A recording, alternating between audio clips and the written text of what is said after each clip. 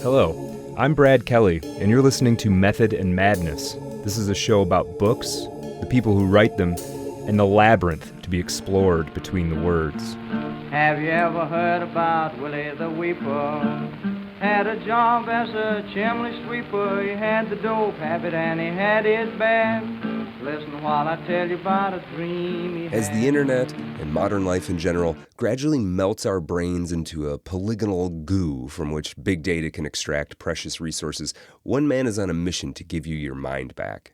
He is Dr. Anthony Metivier, the magnetic memory master, a multi-talented writer, brilliant teacher, global internet sensation, and a guy who has figured out, if not exactly how the brain works, I mean, who has really, at least some ways that you can use this tool between your ears to rise to any number of creative, professional, or personal challenges.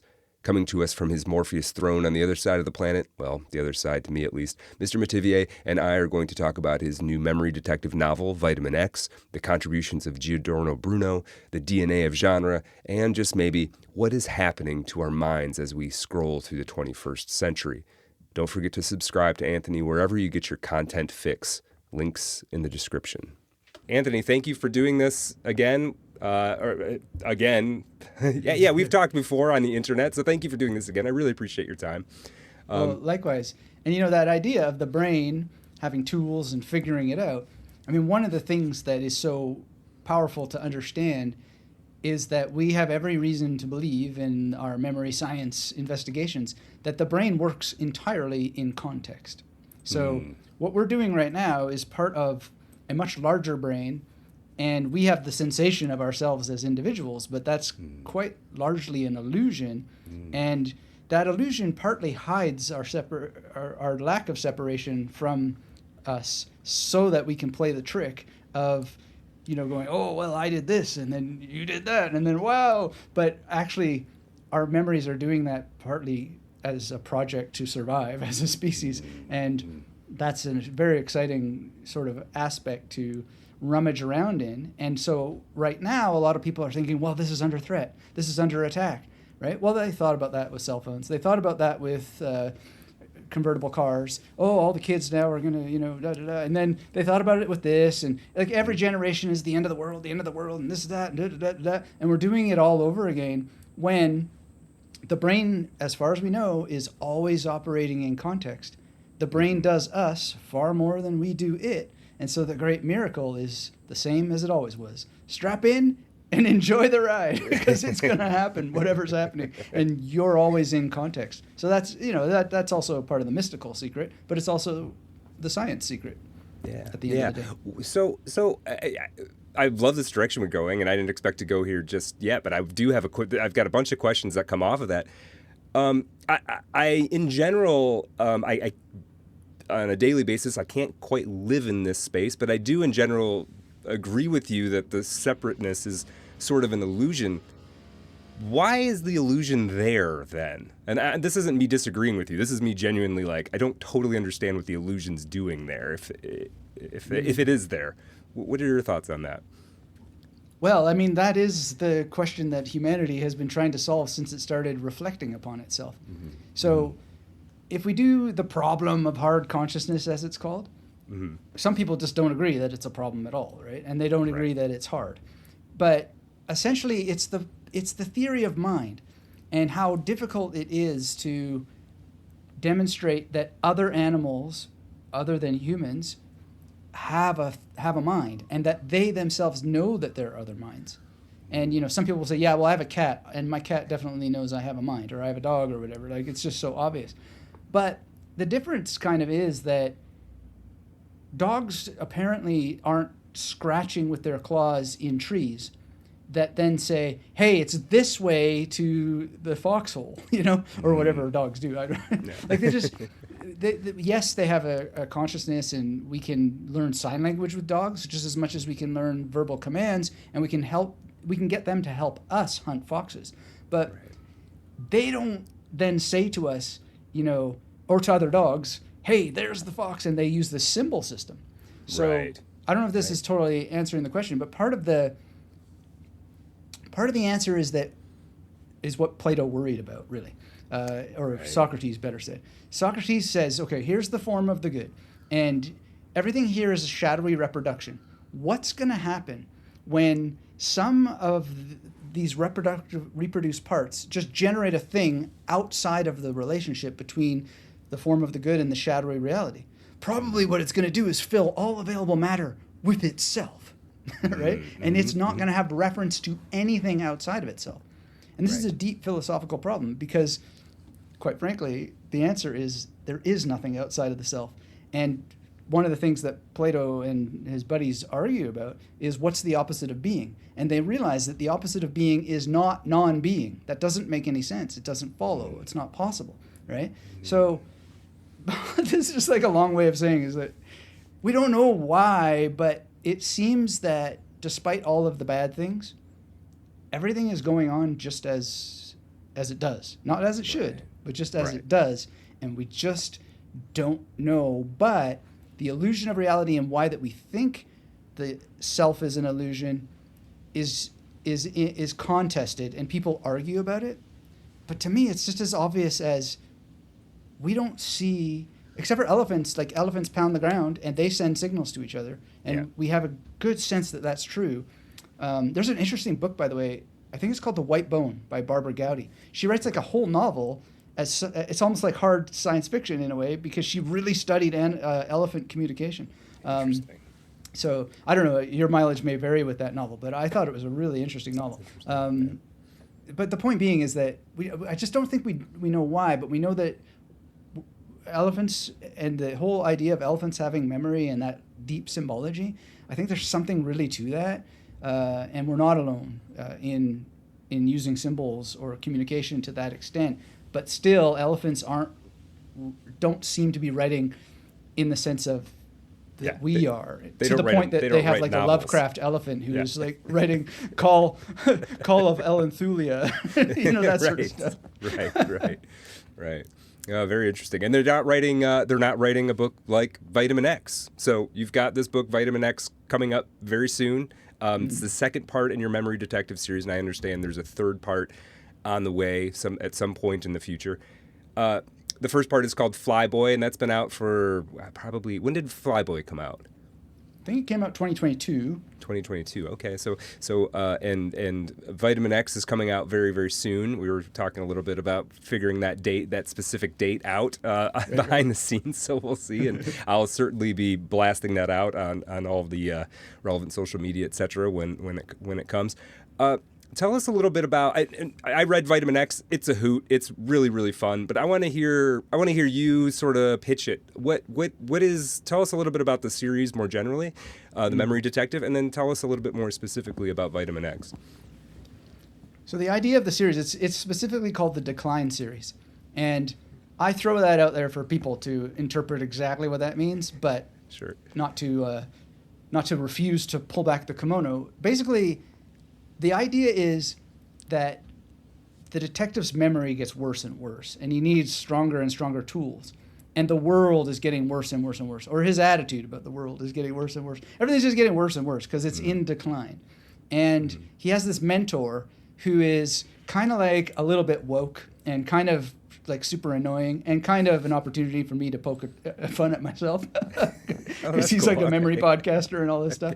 But he's also got something that the detective doesn't have, which is that he's like super at ease. It's not a game. It's not a shtick. He's really at ease with things, and he has his own problems and so forth. But it's like a buddy kind of thing too. So I wanted to make a story where they eventually get in a fight with each other, and they separate, and then it's like, well, how are they going to get back together? Right. So part 2 is the separation, so to speak, and then part 3 is the how they get back together.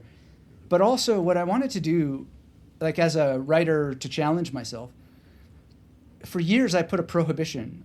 I said, I'm not doing any more fiction until I figure out how to write something that people are actually going to read.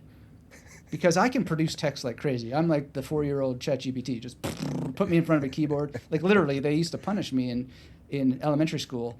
In grade 4 was when we had like one computer in the side of the room, and it was like, time out, go play on the computer. Like that was Right. punishment. And I would just like start writing detective stories. Like awesome. literally my first story I remember was like two cops who had to steal clothes, which I think I probably was thinking about Terminator, where Reese has to like go in the department store and take the clothes or whatever he's doing there. Yeah.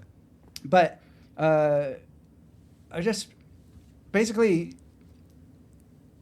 I wanted to challenge myself and try to write a potboiler, essentially, part one.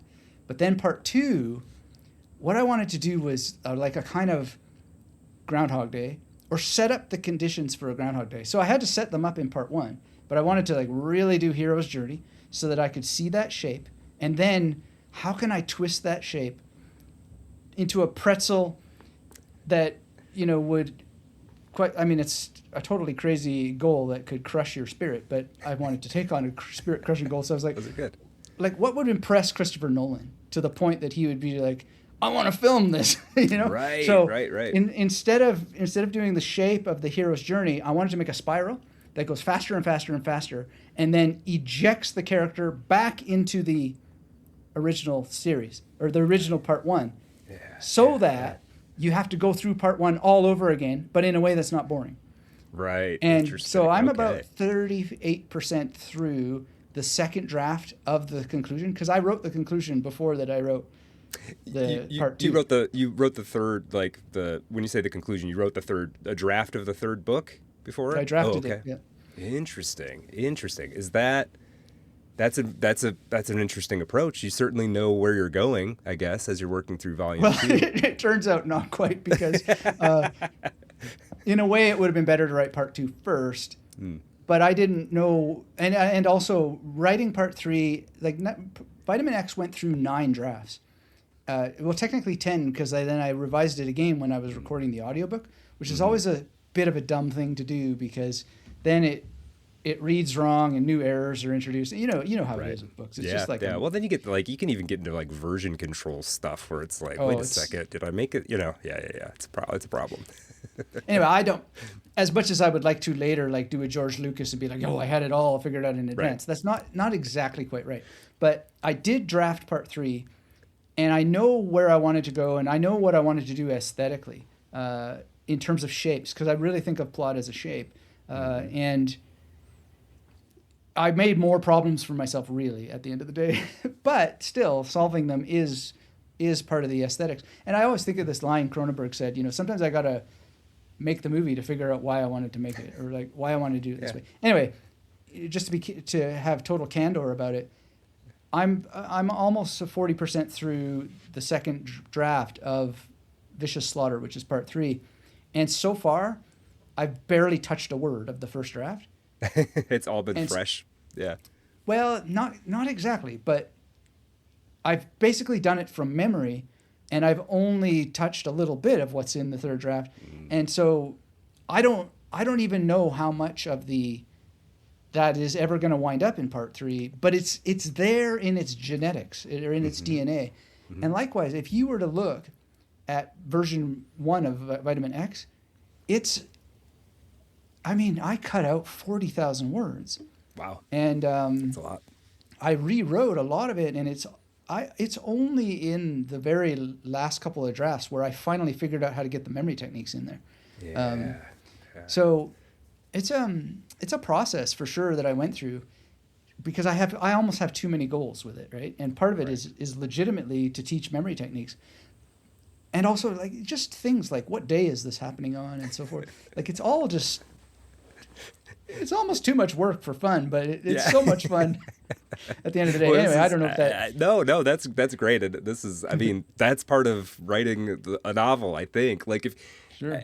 There's great books out there that are very simple in terms of their premise and sort of what happens, and they're relying on other things for their sort of motive force, short novels where fundamentally there's like one plot point. But Vitamin X, you can definitely feel this spiraling thing that you're talking about is definitely the case. I mean, it's sort of tightening and revolving around itself, and it's kind of there's a point where it feels like it's a spinning top in a very delightful way, which I think is is a big challenge. And I love this thing you're saying about I need to write a pot boiler. I need to figure out how to do that, because I think there's a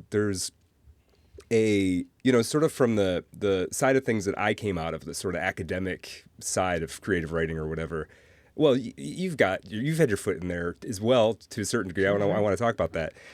There is this sort of like dismissal of plot and of story and of the pot boiler, and that stuff's all kind of thought of as sort of passé. But the challenge to that is there's so much technique and craft in a well done pot boiler.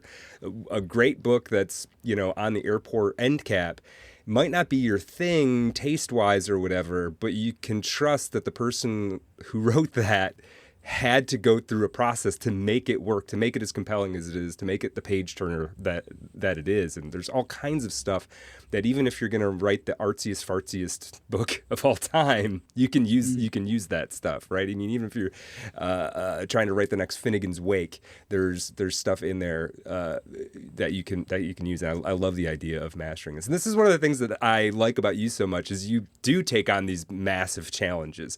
I'm going to resist the urge to like get you to just download magnetic memory mastery techniques into my head, because I know all the content's out there. I've listened to a ton of it.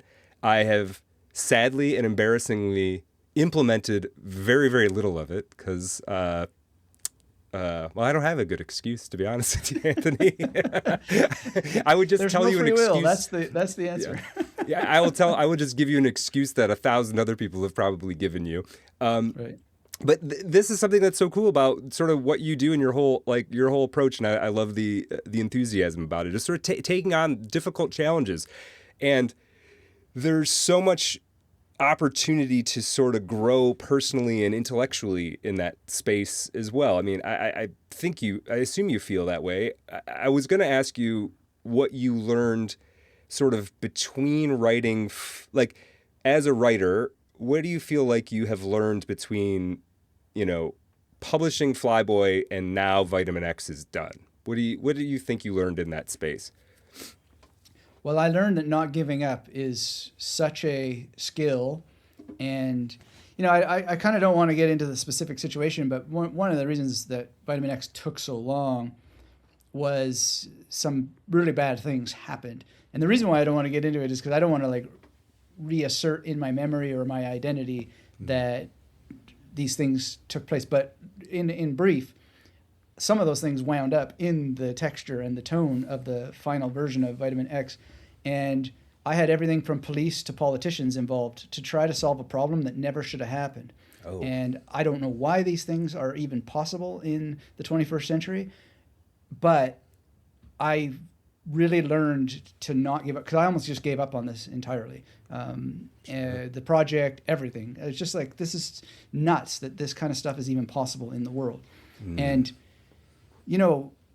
there's the intimations of it, in Flyboy, which I set up on purpose, all of this stuff with protesters and blah, blah, blah. Like, it's in the original novel because I wanted to hit that later. And so then it grows, but I didn't think it was going to be as prominent as it was. But there is a kind of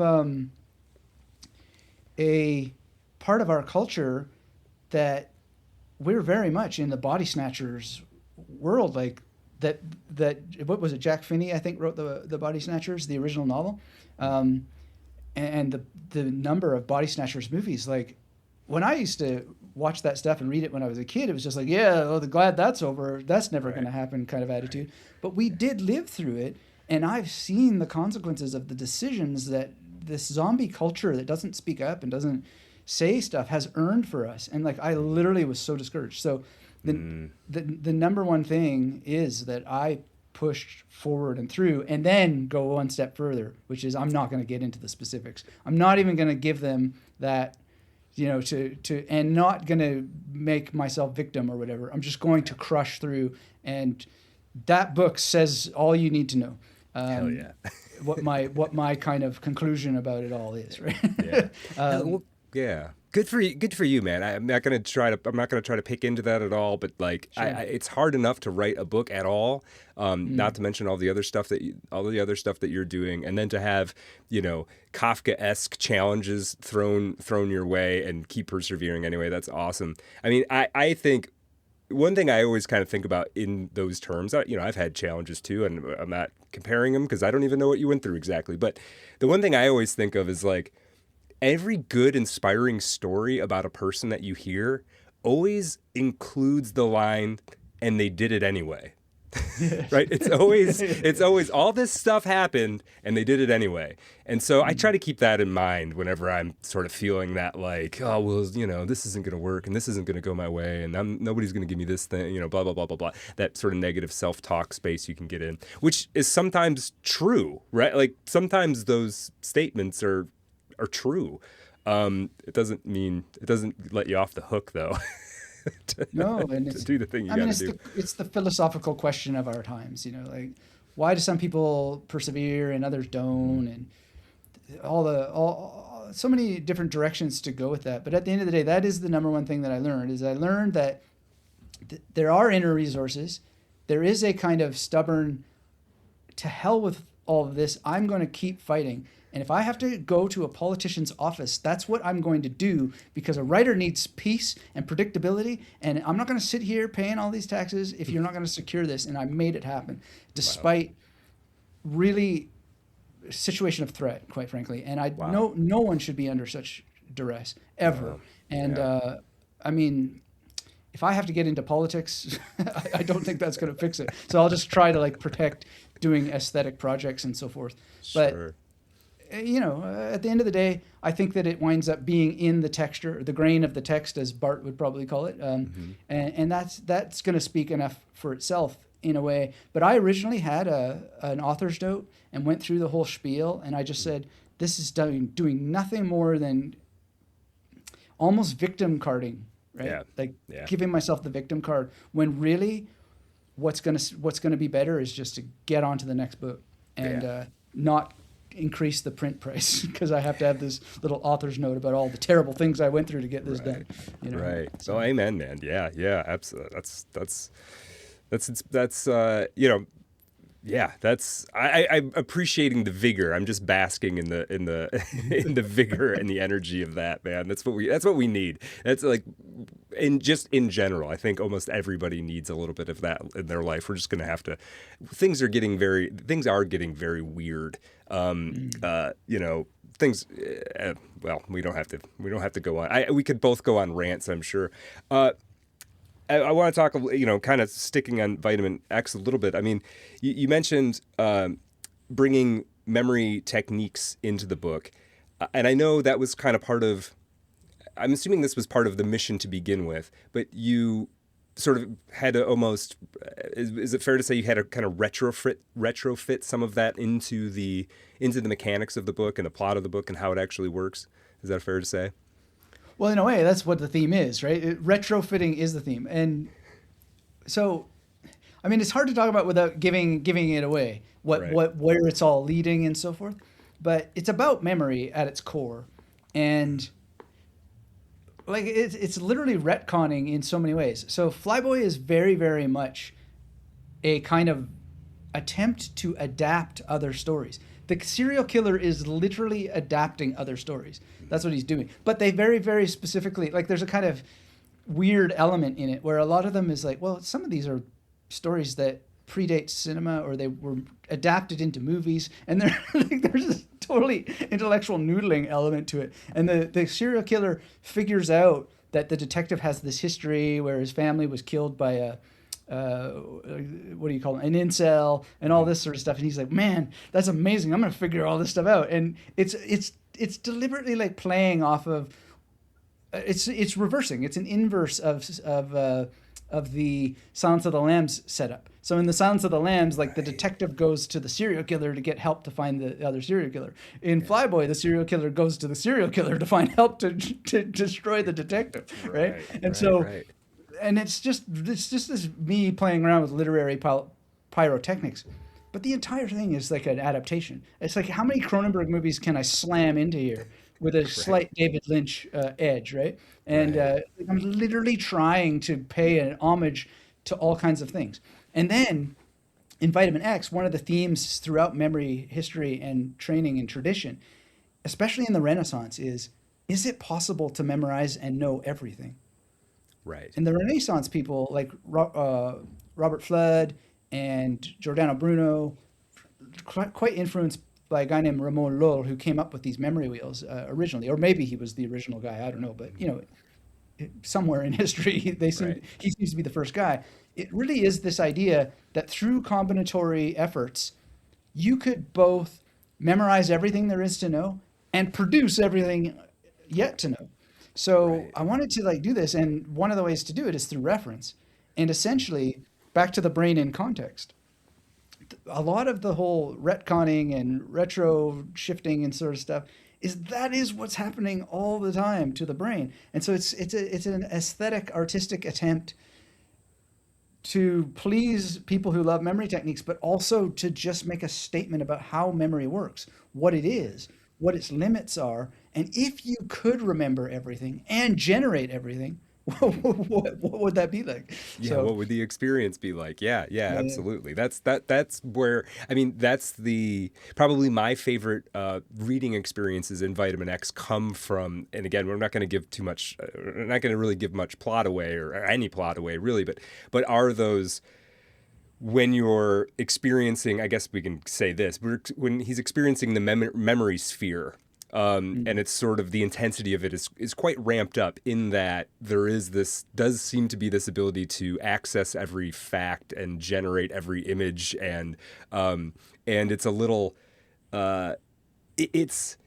it's sort of, as a reader, there are moments that are a little, and I say this in the best possible way. It's a little crazy making because there's like a certain level of like, oh my gosh, yeah, okay, we're gonna have this image, this image, this image. We're going here. It all ends up making sense. It all works, but there is like a as somebody who doesn't have access to the memory sphere, or at least doesn't think he does, there's there's a little bit of like an excitement and anxiety about seeing it spin. So you did a really good job with that. And I think people who read it are going to enjoy those parts as much as I did. The other thing that was cool, the thing that kind of comes off of it that's cool that I'm super interested in as a writer is your ability to generate, this imagery that's associated with the memory process, and it's associated with the memory palace process, and it's associated with the practices that you do as a memory master. And I wanted to, it got me thinking, and this is indicative of some naivete on my part. I didn't really consider what you do and the memory side of things as in and of itself a sort of artistic act. I saw the utility of it, I saw the power of it, and like how cool it is and how useful it could be and how sort of mind expanding it could be. But I never really, for some reason, I didn't like chunk it into the artistic aspect of things. But reading this book, it really like drove home for me the generative aspect of this thing. And basically what I mean by that is you're making these sort of geospatial imagistic associations in order to, I don't know, would you say it's sort of like lock in memory, to create a navigable memory space? Yeah, yeah, And I was just really impressed with all the imagery of it. So, I guess the kind of follow-on question to that is, how much of what our main character in Vitamin X is going through, how much of that is representative of your actual experience practicing memory techniques? How much does it look and feel like that? Well, that's a great question, and that kind of like comes back to the origin of the project in a way, because I want it to be about my personal use of the practice, but I also want, as a foil, to represent as carefully as possible a student. And it's an homage to many of my students. Like Detective Williams is totally based on people at that age who can't really understand how they're going to fit this into their lives to start making these weird associations to remember more. They know that it works. They've seen the science. They've seen the decades of memory competitors and their records. And they've just seen people who can clearly recite poetry, like awkward grammar, appalls a craftsman, a data bard as daft as a raw damn stagnant art, and scrolls an alpha, a slapdash arc and a backward slash, Mars all stanzas and jams all ballads, what a scandal! A madcap vandal crafts a small black ankh, a hand stamp that can stamp a wax pad, that at last plants a mark that sparks an ars magna, a phrasal or an abstract art that charts a phrasal anagram. And I can go on and on, right? Like with all these poems. And they see people do that and they're like, man, I want to do that too, right? So how do you do it? Right. So part of the project was to show how every single person is like Detective Williams. They learn it by doing it, and then they're going to be confused because there's going to be a teacher who says, do it this way, not that way. And there's even going to be people who are just like, absolutely do not do it this way. And so it's my practice, but it's also my lived experience talking with really thousands of people over the years who just don't get it. And they get frustrated because it's so confusing. And it is confusing, but it is an art. And this is a bit of dancing, but in the history, it's called ars memorativa and ars combinatoria. And so ars there is not, it is art, but it's like technique in that sense of an art. So it's a technical application of what your brain is doing already. And then it's refining what your mind and your brain is doing already in order to improve the result that you get. So everybody uses memory techniques. If you ever talk about the FBI or the CIA, you're using a memory technique. Yeah. It's just the way that it is. And then there's just varying levels of technique. So I'm trying to share how I use the art, but also share how that I have experienced it on both sides of the coin. And also as a historian who, no, maybe not that I'm a historian, but like a history interested person with this specific technique in mind in the intellectual world, essentially, because it was way more important in history than it is now. But I think that importance is coming back. Yeah, that's something that I kind of have learned from listening to your show is just how significant, how sort of woven into the DNA of that. I'm assuming global, but at least Western intellectual history. It's right there in Aristotle and in Plato and all through the Renaissance. And then, at some point, it seems like at some point in maybe, I don't know if it's the 20th century, the 19th century, people generally seem to have stopped implementing these very deliberate, maybe it's sort of lived in the esoteric and occult side of things to a certain degree. And then, now maybe, hopefully there's a certain degree of resurgence.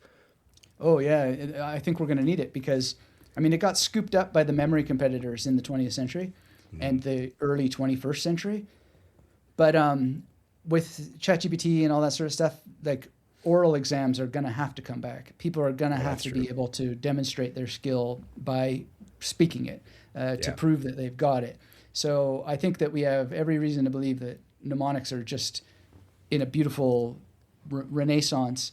But in the older tradition, there was something called the trivium and the quadrivium. Is that of interest to go into that? I'm sure you've heard of this. Mm-hmm. So trivium is logic and it is grammar, but grammar meant kind of like broader philosophy. Can you scan the sentences and figure out why that they're creating these effects? Right. And then rhetoric. And rhetoric is governed, all of these three are governed by memory. But they put memory in rhetoric because you got to be able to like hear and capture what people are saying to influence you, but also be able to remember the techniques to influence them back. Right. So that's the trivium, and tri is three, of course, and via is way. Quadrivium, and you weren't allowed into the quadrivium. I don't know how strict this was, but like this is the general idea in the 7 classical liberal arts. You weren't allowed to get into the quadrivium until you'd shown some mastery of memory and these logistical, can you think, can you chart how language is being used. Then you have math, geometry, or basically I should better say arithmetic, geometry, music, and astronomy, so that you had a sense of dimension, harmony, what all those things are, and you studied it. And actually there were more. And now I haven't totally fact-checked this to the nth degree, but apparently 3 of the major ones got cut out because when they were de-paganizing the world, the Western world anyway, they said, now we got to get rid of all this stuff. Get rid of logic, get rid of it. It's no good. And the church leaders are like really serious about this. And the intellectuals are like, dude, you're not going to have beautiful music anymore if you do that. You're not going to have beautiful architecture if you do that anymore. And besides which, you're going to miss all this stuff. And they're like, yeah, but you got too many. You've got like 10 categories here. No, we can't have it. Anyway, long story short, again, I haven't totally fact-checked this, but it comes from Marshall McLuhan, so it must be true. Oh, yeah. Yeah, he says exactly. That basically, I think if memory serves, it's Proverbs 9:1 that says, when wisdom built her temple, it had 7 pillars. So they said, give us 7. And they said, oh, come on. No, it must be 7. And so they said, okay. And they got rid of, and this is going to kill because it explains everything about the way the world has gone. They got rid of gymnastics. They got rid of medicine, and they got rid of politics. Oh, wow. Okay. Yeah. Huh. So I can almost understand the medicine one back then because it's like this stuff barely works anyway. So like, but that's great. That's crazy to think about. Well, I'm just medicine trying to imagine how you decide which ones to get rid of is kind of wow. Well, I don't know that they made the right choice, quite frankly. That's what I'm saying. Yeah. But obviously, there's no one explanation theory that's going to work. But I always found that I didn't always find that, but since I learned that, I found that quite compelling and interesting. And the medicine thing I find interesting because you're right.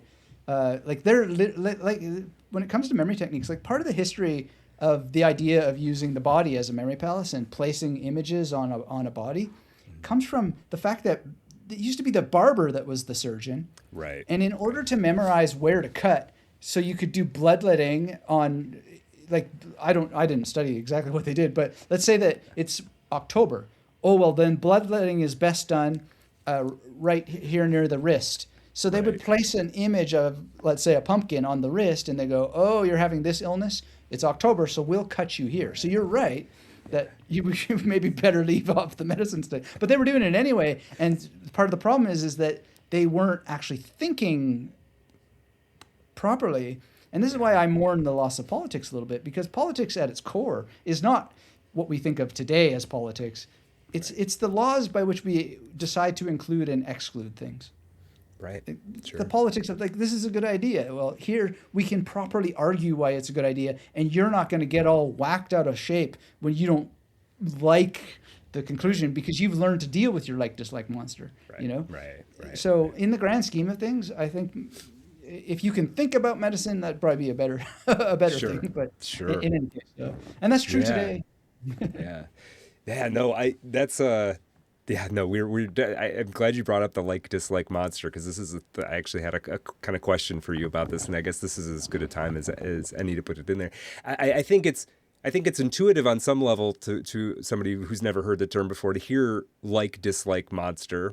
I think they can imagine what that might be. But tell us, what is the like-dislike monster, and how does it fit into I guess your memory practice? Or maybe even your life practice, because to me, this seems like something people should have as a concept to carry through their life. Well, it is like life practice is memory practice because you got to remember the tools, right? Right.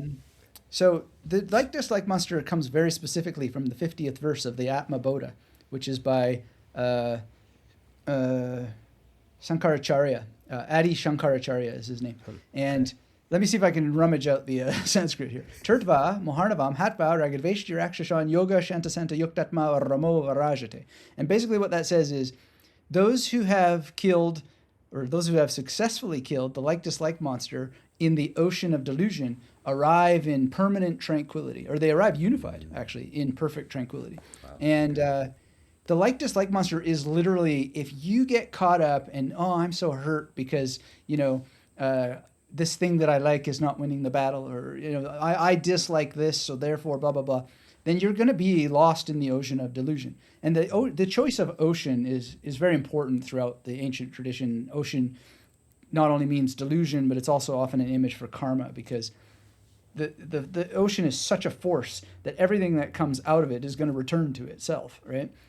So the fruits, or the phalum in Sanskrit, they come out of the place that they're going to return to, which, I think the physicists have kind of concluded that that's probably true. But in any case, that's what the like-dislike monster is constantly remembering that your preferences and your aversions are the poison. They are the problem. And if you want to be unified in perpetual peace and calm those waters, you've got to kill the like-dislike monster. You literally got to get rid of that stuff. Amen. Yeah, I was going to say I've struggled with that from time to time, but honestly, probably everybody has struggles with that, if they even bother to think about it. Yeah, that's a real challenge. And by the way, I haven't Go totally ahead. successfully killed the guy. He Sure, keeps coming sure. back. Yeah, well, no, it's all this stuff is kind of an asymptotic approach, isn't it? It's not about, the goal. Maybe the goal is to actually accomplish it, but you'll make a lot of headway getting it. But to answer your question, like how is memory involved, is memorizing that verse is part of what helped me, because when I catch myself grumbling and moaning and whining and complaining, it's like, well, that's the like-dislike monster. But then there are more challenging situations, like one that I recently, unfortunately, went through. And then it's not, is it really a like-dislike monster here or what? And being able to separate, oh, well, I can't sit around here meditating my way out of this, right? And remembering that everything not that I buy into all the spiritual aspects of karma or anything like that, but any action I take, this is part of the reason why chess is so fundamental in the Memory Detective series. Every action you take is opening up the response. Right. And also every action you take is opening up it depends on which move you're making. But like, for example, if you make one of the moves that comes up in the final series, it literally is opening 5 possible follow-up movement or 5 possible responses from the enemy. Anyway, like it's all this sort of stuff. And it's not clear all the time what to do, but if you constantly remind yourself that you have tools for thinking things through, then you're just going to have a better life. And that's helped me so much. Like different decisions I make, I often use a non-spiritual science technique called the RAP technique, which is widen your options, reality test, attain distance, and prepare to fail. Right? Yeah. And that some of the works. projects I'm working on, this physical memory palace thing, that has become way more complicated than I ever thought it would be to just like do. Yeah. I sat down and I did the RAP technique and I thought of every possible way that it could fail. And I prepared for as many as I could think of, but I never would have thought of the one that I'm not going to talk about happening to me that extended it out, and blah, blah, blah. But nonetheless, it hasn't failed yet. I just haven't gotten to the finish line. And my God, if I knew it was this difficult, I probably would have never started. But at the same time, yes, this is how it helps me. It's just to constantly remember these tools and keep using them. Yeah. No, and you make a good point about this sort of like, because there's a kind of, what am I trying to say with this? There's a way to attain this sort of fight the like-dislike monster, achieve this like sort of level of kind of minimizing preferences or whatever, or perhaps sort of dismissing sort of negative feelings because you don't want to play the victim. I'm this way too. I don't ever want to allow myself to fall into this attitude that I'm a victim, even if I am in a particular situation, right? But there is a sort of flip side to that, I think, where that can prevent you from seeing when it's time to kind of fight a bit, to put up, make some noise and, push back, because you're kind of like in this, like, well, you're trying to, in a sense, become sort of non-reactive to the things that are coming at you. And then the problem is it can be sometimes hard to say like, no, this is actually the time where I got to kick some ass, metaphorically speaking. So that's a very interesting kind of balance to navigate, I think. But probably an important one. Yeah. It's hard too, especially because one of the negative, maybe that's too harsh to call it negative, but one of the side effects, let's say, of all my meditation practice is that it does make you feel like everyone's your friend. But I have learned the hard lesson that no, everyone's not your friend. That's true. And that's true. It's there really is things that are just business, but there are people who are willing to go along with the we're friendly to perpetrate that illusion and so forth. So I think there are a lot of people who make themselves naive, and that's not a criticism. I think even if you just look at the science of it.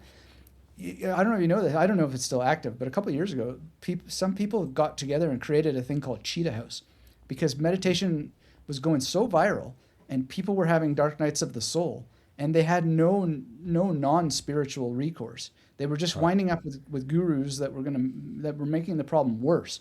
So Cheetah House came to try to help people like not go nuts and lose their. Wow. And I think that's a very good thing, because I went through that when I started like memorizing thousands of words of Sanskrit and chanting like a maniac and stuff. Like I had these wild experiences. And I'm a science interested person, so I look at all the data and it's like, oh, so when you rock like this while you're chanting Sanskrit, that messes with the orientation association area of the brain. No wonder you feel like you're connected to the universe, right? Right. I was able to put the brakes on here, there, and the other place. But yeah, I think you're exactly right to raise that point. Like, you can lead yourself into some serious bad situations if you. Because Sam Harris said this years ago in an interview with Daniel Kahneman. He said meditation is like heroin without the needle. Right. And if you and I don't know, I've never taken heroin, but I've had Sure. In surgery morphine or whatever. Yeah. I don't think that's wrong. Right. So yeah, really so has massive you got to be careful that it's not sort of taking over your life. It's very interesting. Trying to, I guess, kind of switching gears here. I got a couple other questions for you specifically about your book, and then some sort of more general questions about stuff that I kind of know you have insight on, and I want to kind of pick your brain about a little bit. One thing, and I've asked other people this question, but anytime I get the opportunity to, I try to ask it who's a writer, and if it's a question that makes sense. And partially I'm asking this because I ask myself this question sometimes. I don't totally understand it, though it's kind of nitty-gritty writer stuff. Why is the crime genre, which I would say your Decline series is at least adjacent to or overlaps into, though it doesn't necessarily follow every single trope of that genre. Why is the crime genre so popular, and why? And I guess to follow that on, why is it just seem to be getting more popular? Because it is the genre. It's the super genre, I think. So, super genre. I mean, back in the day when I used to teach film studies, I would call something the Oedipus genre, and then I would relate that to the idea of it being a governing super genre. And Oedipus, I would always talk about as being the first crime story, and it is and it isn't, but it is a detective story. He is literally trying to solve something that is a crime against humanity, and I don't think it's as simple as that he's the perpetrator of the crime, but nonetheless it does lay out this foundational something happened and we're going to figure out who's responsible. The other reason why I think it's so popular, and other genres will do this to a certain extent, but I think it's extraordinary in the sense that it's always two things happening at once that your brain gets super deeply engaged in, which is what happened and what's going to happen. Right. And probably no one did it better than David Lynch with Twin Peaks, right? Right. And why I say that is because he managed to like erase everything that happened. Right. Yeah. As So soon as that you nothing thought happened. you knew. Yeah. As soon as you thought you knew it happened, it would become completely at almost existential level gets sort of reconfigured. But the popularity of Twin Peaks and the fact that they ultimately brought him back and gave him free reign to do whatever he wanted, like that's a testament to just how popular that genre is. And I think it has a lot to do with we are guilty. We know we're guilty, right? Like we all have it on our knees. So that's part of the fascination. But we're solving two puzzles at the same time. What happened? Yeah. What's going to happen? Yeah, no, I love that. Yeah, I think you're absolutely onto something. And then you can start to come up with reasons for adding different stuff onto that, right? Like why is sort of violence so popular is almost a different question, but fundamentally I think you're really onto something. I have a theory for that.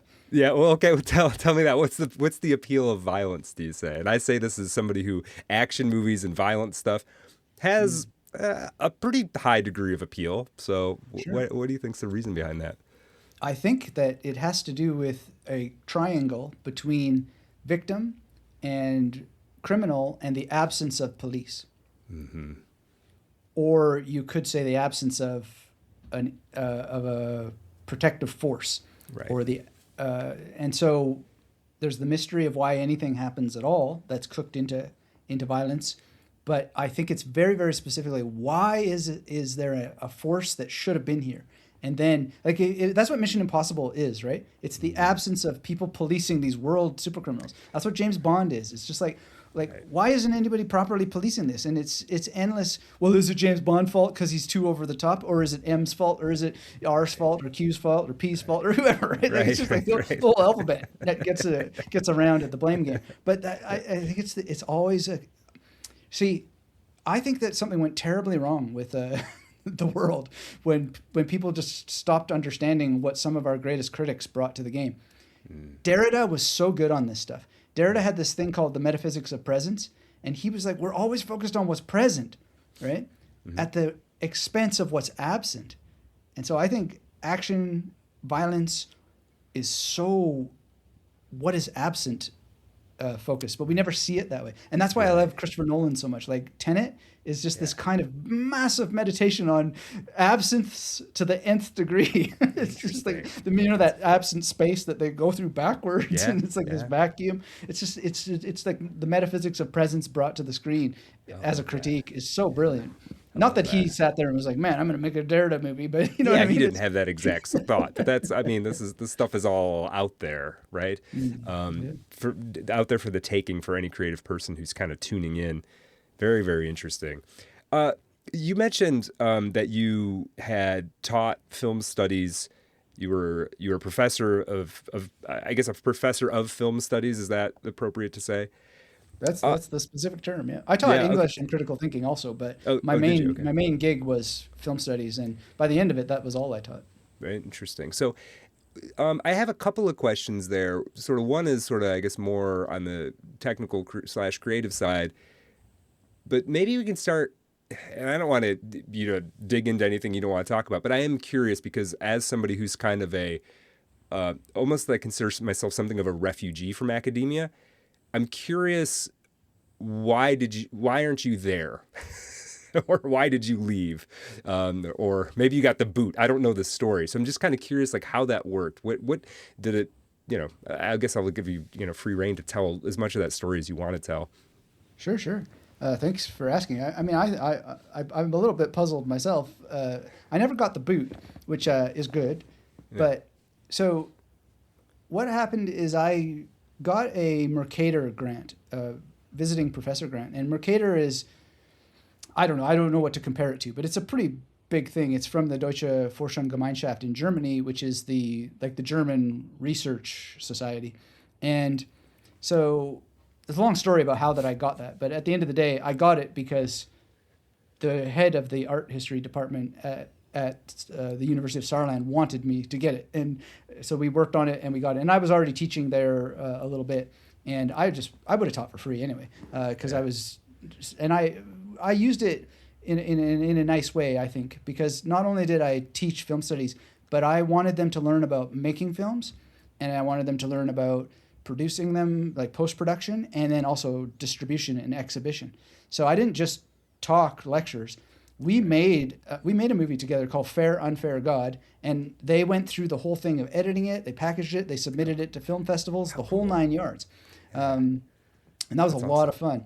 Yeah. And I should send you one of those stills from Fair and Fair God, because it's really weird. I love it. maybe I put some of my own ideas in the a little bit, yeah.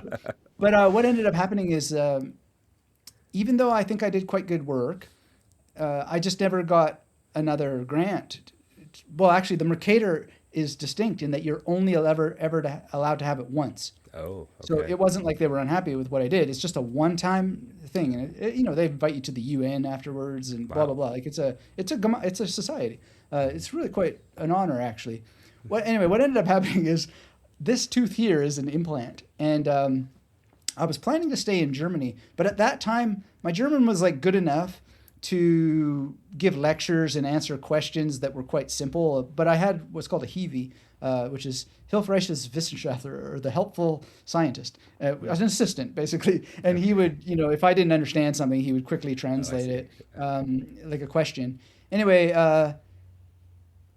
my German was still not good enough to deal with dentists. So when they pulled out this tooth that I had 3 root canals in it. I was being poisoned from the problem. So I agreed to have them take it out, but I didn't fully understand that they weren't giving me an implant, and they gave me this hockey puck sized weird thing to shove in my mouth every day, and I wound up in huge pain, and I just couldn't find a dentist that was going to like get me back on track. So I went back up in Canada, and long story short, I had some interviews based on the strength of my profile at that time, even at my dream university, which I won't dox, but basically the politics had shifted so extremely that I was so proud of the things, and I'm showing like, hey, look, we made this film together and blah, blah, blah. And I published this book, which I never should have said anything about, about such things, I guess, because it just pegged me as being, talk about politics, being inclusion, exclusion, like just not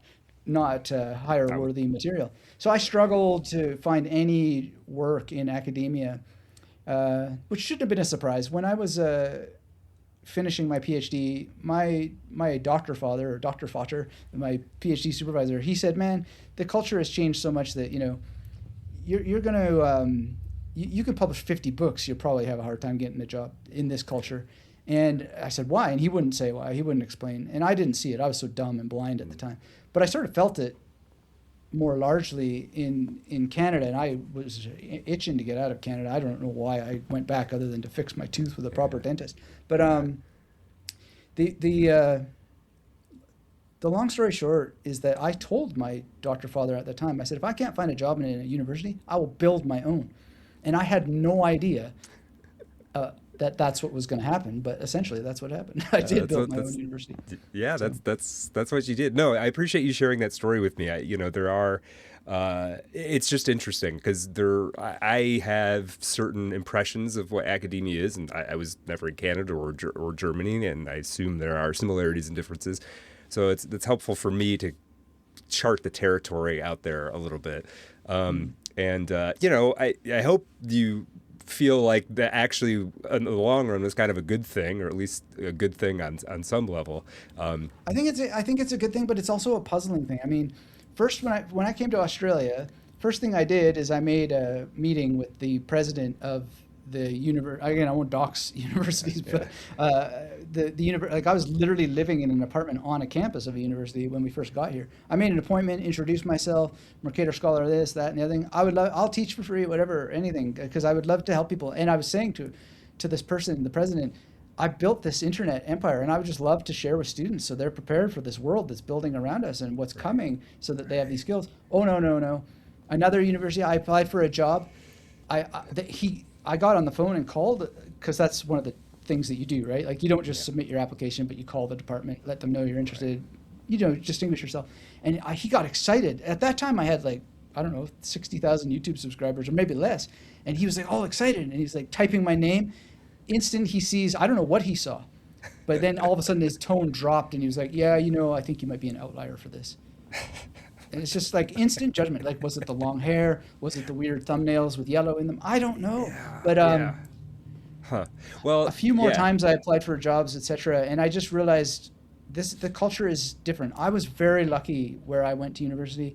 It was a lot of Vietnam vets who had come up to Canada. They were super interesting people, very, very open, liberal, true liberalism. And I think I just was a very fortunate person, really. Yeah. It's interesting. And for people who aren't familiar with Anthony, or just kind of listen to my show and they're coming across this, I mean, any university who wouldn't want you at the front of a classroom, especially given your sort of pedigree and your accomplishments, it's kind of crazy. I mean, you're an excellent teacher, so it's sort of like, anyway. It is what it is. It is what it is. Yeah. There's I don't want to get too deep into it, but there was a story that came out recently, and I think it's Compact Magazine, about similar, sort of adjacent to these issues. And people who know what I'm talking about will know what I'm talking about. And You can assume what my feelings are about it. Yeah, well, it's such a dumb period of time, right? The fact that we have to like dance around and don't say this, and don't Yeah, say yeah, that. yeah. It's kind of stupid. Yeah, and I think that the companies that are at the helm, they're gonna need to correct, Yeah, because people are gonna trade their clamshells one way or the other, and they're gonna say their things, yeah, and I I mean, this is part of what's going on in the Memory Detective series. It's a yes, it's a critique of all this, what's happening, and I actually try to bake into it not so much that I'm being careful, but the care that is so unusually needed to be taken. right, right. And I don't know if I pulled it off or if I found the balance, but I think if you're going to tell the truth in your art, that's the kind of fine line that you make, because there's always your own bias and there's always the chance that you're the one who's wrong. Yep. And so the art that stands the test of time, I think, is always the art that actually finds that balance. Yeah. And That's true. I'm not so arrogant that I have some special need to stand the test of time or whatever. I've dealt with my death anxiety to the point that I can just have fun. And would it be cool? How would I know? I'll be dead. But Right. when I think of my heroes, Borges and all these guys, like they really were good at that. Like Yeah. just keeping to letting the people figure it out. you Right. know? Right. Yeah. Put two things. I'm very big on put two things together and sort of summon something between them and let let Did that you be. have Ezra Pound's term for that? Oh no, I guess I'm not familiar with that. Well, you might if I say it. I don't know if you've read Pound much, but I have a bit. He called it the luminous detail. Yes. Yeah. Yeah. So Yeah. when you bash that was a huge part of Imagism, was Right. just let it bring out the details. Right. Exactly. So I guess and I appreciate this whole part of our conversation. I do have a question that's a little bit sort of more on the technical creative side. What did you learn in the film studies arena that you have brought into writing Flyboy and Vitamin X and now Vicious Slaughter that is in process? What in there has been useful for you? Well, I think it was kind of like what you were saying in the beginning, where people often dismiss what is in popular culture as lacking in craft and so forth. And one thing that I learned is that actually, no, being able to write a standard hero's journey is incredibly difficult. Mm-hmm. And what makes it difficult is cause and effect, and also perceiving the story DNA in the first place to the depth and the level. We never got into this, but one of the consequences of me being a film studies professor is having students, and one of those students got me some gigs as a story consultant, and then that led to more gigs. And so for a period of my time, like I ended up writing books on screenwriting, I and didn't they know weren't, they weren't like, hey, guy who was a film studies professor who's now like laying out the the Secrets of the wisdom about industry, it. yeah. I literally have had 2 out of 10 projects hit the screen, right? So I mean, and that's only 2 out of 10 in the film industry. That's pretty actually good hit rate, yeah. pretty good batting average. Now whether they were good or not, that's a different story. But nonetheless, I learned that it's actually very, very difficult. And I learned actually, this goes actually even deeper. So if you really want like the skinny, back when I was in university, I love conceptual poetry. I love experimental poetry. I love the weirdest, bonkiest, like you just make it as strange as possible. And whatever little fascination you have with this or that, I love that stuff. And I was at a poetry reading one time in Toronto, and I heard this person saying, that Stephen King, I cannot believe that he's had another book out. What a piece of crap, garbage, blah, blah, blah, blah, blah. And I just couldn't stomach it anymore because I heard lots of that stuff. This person has a creative writing degree. They're hired to teach creative writing. And I'm just thinking, if you have so much craft, why aren't you spinning Right. it? Just one, so that you don't have to show up and teach creative writing. So I created what I called the theory of craft, Yeah. which is CRAPHT.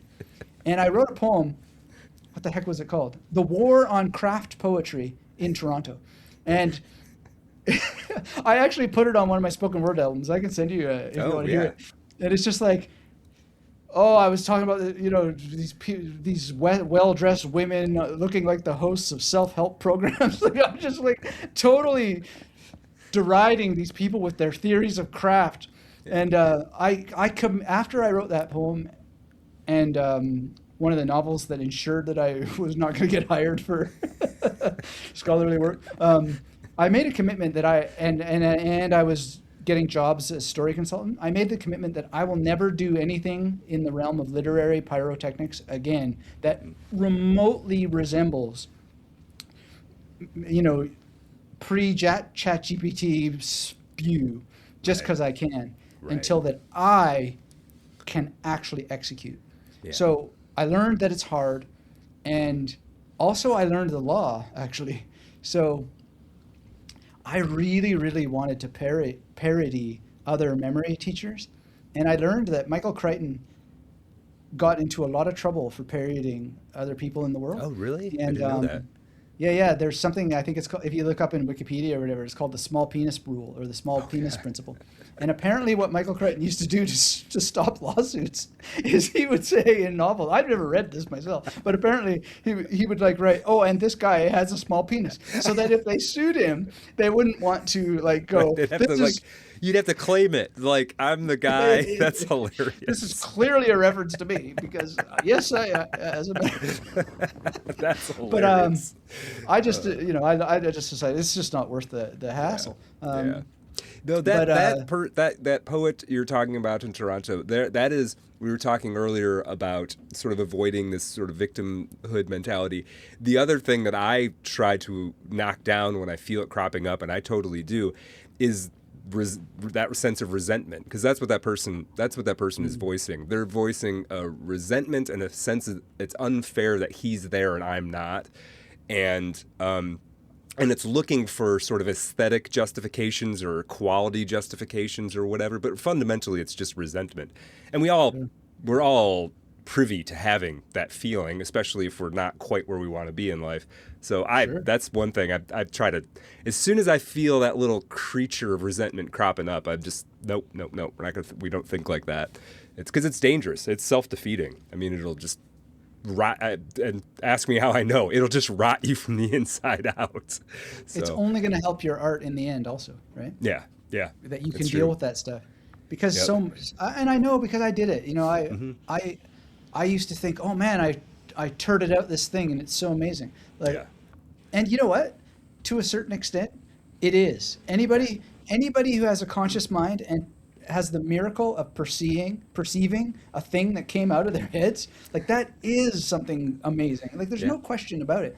But then the expectation, I mean, I think it's the Buddha who says that the expectation is the fastest path to suffering. Yeah, it is. And Nietzsche talked about this. He talked about it as being just the most poisonous thing in the world, resentment of another person's success and the slave morality that goes along with it. Yeah, you service your own art so much better if you can deal with that stuff and just do your own thing and just own the fact that thing that you do, if no one cares, no one cares. And maybe you got to do it a different way. Now adapt and do it anyway. Do something a little different. Try to learn from it. Whatever. Try to move on. Yeah. In a way, that's what that Murnane novel really speaks about. It's this culture and a culture inside of a culture, and they're all just like ba ba ba ba ba ba ba, and it's just wait a second. You know what that reminds me of? What was it called? The Fields, I think. The Plains. The Plains, yeah. Yeah. I should have memorized that. No, that's all right. By damaging admission. It reminds me of Vertical Features Remake by Peter Greenaway. Did you ever see that? I never saw that. No. Oh yeah, if you ever get a chance to see Vertical Features Remake. Okay. So, I mean, long story short, what it is some guy made a movie called Vertical Features, and then another guy investigates the making of. Oh, cool. Of the Vertical Features movie, and then he tries to like remake it, and it's really just movies about where just films documenting like fence posts, or like this is one post, and then here's two posts, and then here's a fence that has three, and so then he like goes through this whole. And I think why it makes me think of the Oh planes. yeah, it's just the It's planes is just very like, much like that. Yeah. it's just this really super hyper focus, and it creates this mise en abîme, I think you call it, like this refractory infinite regress of references to references. Anyway, it's super I love genius. it. Oh, I'll have to check that out. That sounds very cool. At least cool in concept. I don't know if is it enjoyable, an enjoyable watch, sort of moment to moment. It sounds like it could be funny, maybe.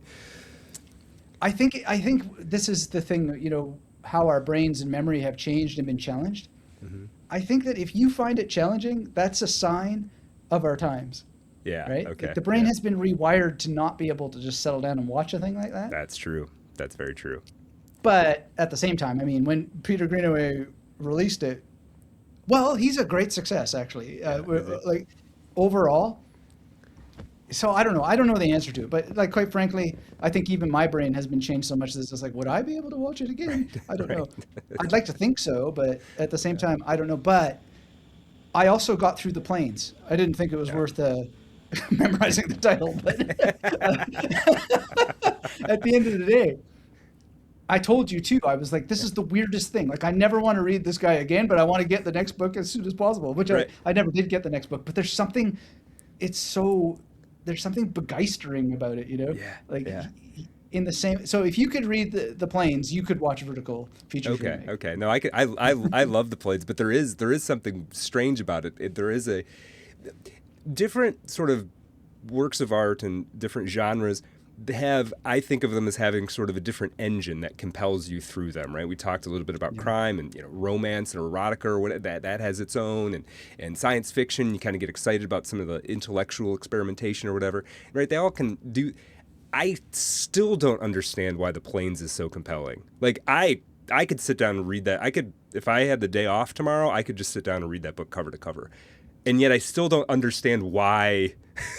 I can't quite get my think finger part of on it is I think part of it is he has the command to keep reading in his diction and in his Yeah. syntax. Yeah, it just It also reminds me of Christopher Priest. Have you ever read him? I'm familiar with him generally, but I haven't really read him. No. Christopher Priest has a little weird engine in his sentences. Yeah. They have a command to read them in them. I find for a person like me, I don't like anybody. Like as you said, like it may rotate from reader to reader, and there might be something about us that we share that we can actually get through that sort of thing. Yeah. But then that's the interesting question about memory is like what in our childhoods did we remember or latch onto so much that differentiates us from someone who's going to read this and just be like, what? Like how? Yeah. And then the very, very interesting question is that often we are more deeply connected to the cultures that are dismissive of us, and yet we still are sharing something of that with them, right? Yeah. So that to me is so puzzling and so strange because I can't stand the politics of some of these cultures, and yet at the same time, I am deeply immersed and fascinated and a big fan of the people that are in those cultures that produce it. It's just so weird. Yeah, that's a really good point. Yeah. Yeah. Yeah. What is happening to our memory? Like, I guess first I should set it up. I think I know your answer, the sort of binary answer to this, but is there something collectively happening to our memory? There appears to be, yes. Yeah. But then when wasn't there something happening? Sure. I mean, Yeah. you switched me on to reread Libra. Oh, okay, cool. Yeah. By DeLillo. Yeah. Like DeLillo was huge influence on me when I was younger. Was he? And the interesting thing about rereading it is, I mean, it's an archival kind of. Well, it's like how does the archive get built? And Right. There's such a deep fascination with the archive of it, and the chaos that builds the archive and the intention and this and that and what's on the TV and how is the person reacting to what's on the TV, like there's cause and effect nature to it, and the spew of everything and how difficult it is to put it into boxes and so forth. So it's like to me it's like, is something happening to our memory now? Well, yes, but then DeLillo charts a very beautiful program of what was happening then, or the 80s response to what happened then. And then if we look back to the poetry of the ancients, they're telling us a story about what was happening to memory then as well. Right. So, right. yeah, something's always happening to memory. Sure. And I think that if we judge what's happening with the GPTs and the AIs too prematurely, I think we're going to miss the smoke and mirrors, and we're going to miss the science, and we're going to miss the technology, and we're going to miss seeing the opportunities. So that, I think, is very important to me. And, I'm a little bit switched on to some of what's going on because some of my supporters are like deep into it. And I've had clients who said, I need to know what AI is all about, so teach me. And so I've gotten the books and read them and, memorized some of the terms and run some experiments. I've created my own GPTs and so forth. So I have like a different take on what it all is. And so, yes, it's changing our memory for sure, but it's the same old thing. Those who know the rules are going to be the ones who have a greater, not guaranteed that they're going to be the ones who win, but they're going to have a greater shot at surviving and thriving. If it's not too in the weeds, I'm trying to help a guy right now by interacting with him in a post where he's clearly using the AI to market his stuff. And I told him, I said, dude, this reads like you just asked an AI to say, find a problem with the Memory Palace, make sure that it's SEO optimized so that it gets traffic and attention. And I told him, dude, I don't have a problem with you using the AI, but you're using it to spout lies, right? And you can already see it because it's already downvoted. People are already questioning his intention and so forth. So I don't really need to do that much. Right. But also he has the opportunity, if he's going to make claims or have a robot make claims about memory, he has the opportunity to see that as a little wake-up call to like actually do the science, to test the claims rather than just going around testing them, right? Sure, yeah, Anyway, yeah. There's I end up coming down, I guess, fairly negatively on in general, sort of the LLM stuff, the generative AI specifically. I know that there are sort of sophisticated efforts out there to use sort of, I guess, novel approaches to data analytics and stuff like that I think are going to be useful from a scientific standpoint, finding cures for cancer and finding exoplanets and all that stuff is pretty cool. What I guess this sort of ties into, well, it does tie into memory. I think my sort of concern is that, and this may just require the sort of educational system to find a way to kind of skirt around this. My concern is that the sort of leaning on this stuff ends up kind of taking some of the spontaneity and serendipity out of things. Like, I'll give you for instance. So I'm right now working on, a big part of this show, the paywalled part of this show is what I call my madness episodes, right? And I go into these just weird rabbit holes and that any book kind of inspires me to go down. And I'm doing one right now on the three stigmata of Palmer Eldritch. And I've ended up into some weird territory that I find absolutely fascinating. And I haven't used any LLMs. And my thinking is that if I did, it could come up with something that reasonably looks like a madness episode or sounds like one. But I wouldn't have had the opportunity to like go off on all these little tangents that I ended up going down and learn the stuff that I learned, that sort of I got out of it. And I think about that relating to any other creative project that somebody might do in which they might be leaning on an LLM, where it's sort of like, I think you part of, and I guess part of this is like, for me, part of my learning experience has been a lot of that, like, I only kind of know what I'm doing, and I'm sort of wandering in the direction of where I think I'm going, and I'm finding all this stuff along the way. And that's what I was really learning. I don't know if that makes sense. Oh, I think you're exactly right. And I don't think there's a right or wrong to it. Right. And that is a negative effect that's going to happen. Mm-hmm. There are people who are going to train themselves and make it part of their procedural memory that rather than think for themselves, they're going to reach for the device or the tool or whatever. Now, that's not a new problem. That's an ancient problem. But nonetheless, I think part of the exciting thing of the topic is that there's too many ways to talk about it. I don't think artificial is the right word for what's happening. Right. I don't think that intelligence is the right word for it. But the key thing is it's a tool. It's going to come down to how a person uses it, and I think the choice to not use it at all is a perfectly valid one. And just so you know, like Andrew Main is going to be on my podcast soon. He's the host of the OpenAI podcast. Okay. He's one of my biggest supporters, Right and on. Yeah. he himself is on the podcast to say to people, look, I am still using physical notebooks. I am still making sure that my mind is sharp. I'm not using the stuff to make me memory palaces or to make associations. I've tried it. I got this app. He's like, this is crap, blah, blah, blah. And I mean, I have to let him speak for himself. I don't want to misquote him. But at the end of the day, the captains of the industry itself are protecting their minds, right? So wake up. Yeah, and I think this is part of something I would have missed if I wasn't, partly in this world.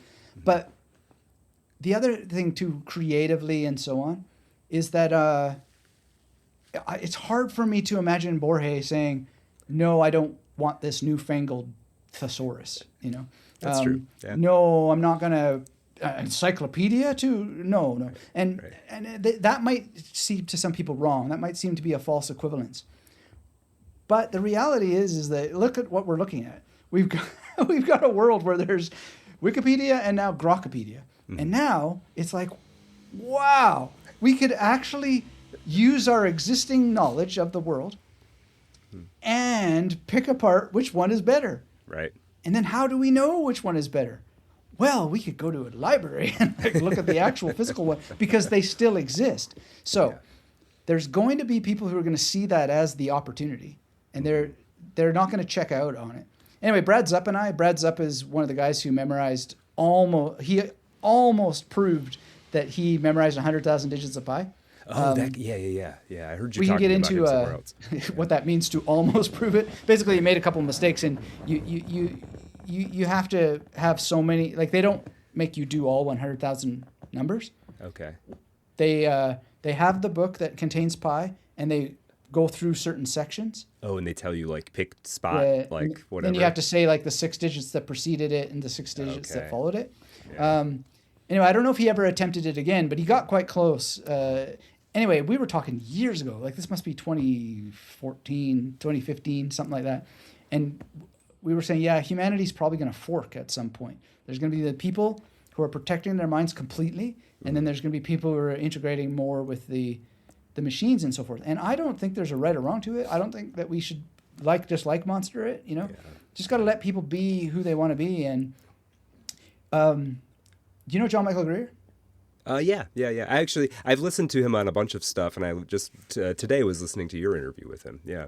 Right, and we talked about the Mentat thing, and I mean, if you listen to that interview very closely, like, I don't even think he agrees with himself, because later he kind of like doubles back on a certain position.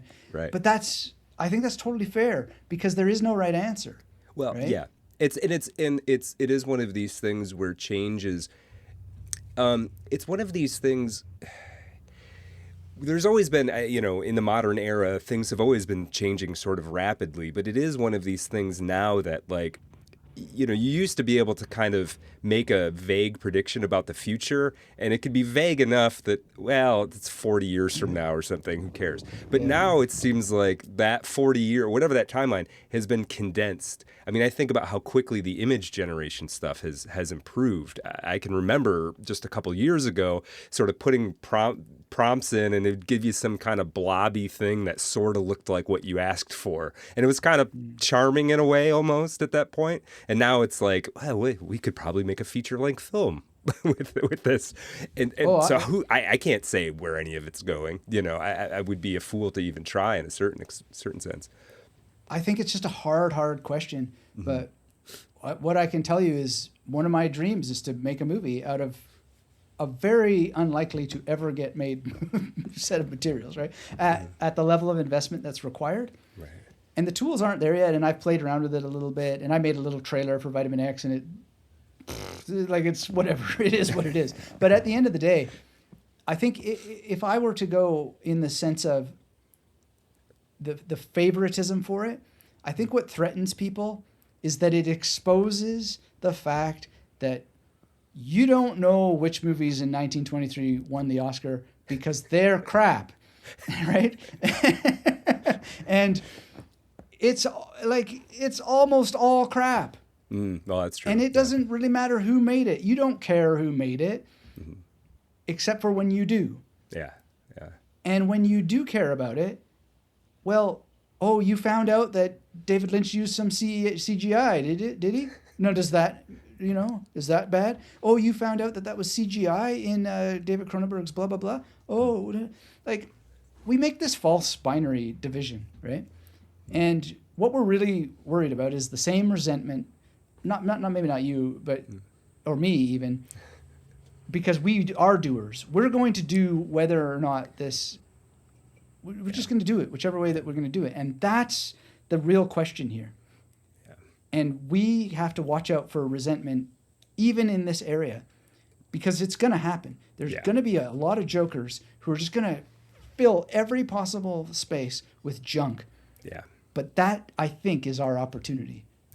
Yeah, I think so. I think so too. This is. I love the way you put that in, and I think, I'm probably more on the negative perspective of this, and maybe you're a little bit more on the but I think where I'm feeling my sort of shifts happening now are sort of backing away from being as like ardently negative about it, and like, as you say, sort of looking for the opportunity. It's like, okay, well, I love writing novels. I mean, that's like the most important thing to me, other than my family and the people I care about, right? So I'm just going to do that. I'm not going to use the LLMs because I've done it before. I don't need them, right, to do it, and to do it the way that I like doing it.